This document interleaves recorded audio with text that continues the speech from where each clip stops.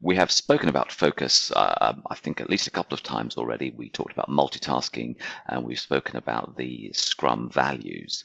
But really, I felt that it needed to be part of this list of ways in which we get more speed out of Agile, out of our agility. Of course, you remember the multitasking video that we did, where we did that exercise, and we talked about what happens when you are constantly context switching.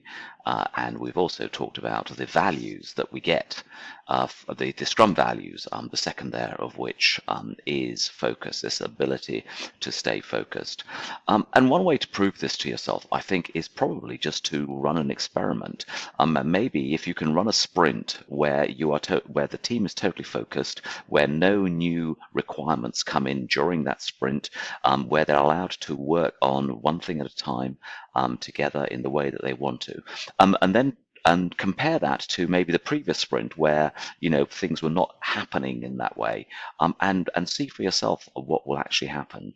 We know from the exercise that although we are looking to deliver 3 columns worth of information, by doing them 1 column at a time, we achieve the overall result of delivering all 3 columns twice as fast as if we did that just by multitasking, by doing things concurrently almost.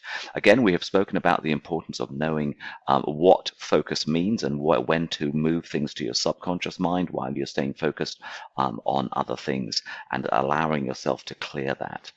But really study this if you can. Get some input into how this idea that when we focus properly, we get to the end faster rather than trying to do too much at once.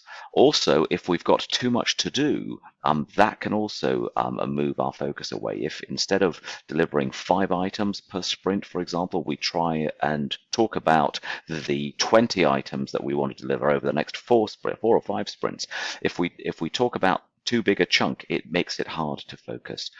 We, as the product owners, the Scrum Masters, the stakeholders, need to make sure that the team can stay focused on what needs to happen next, and we will get speed.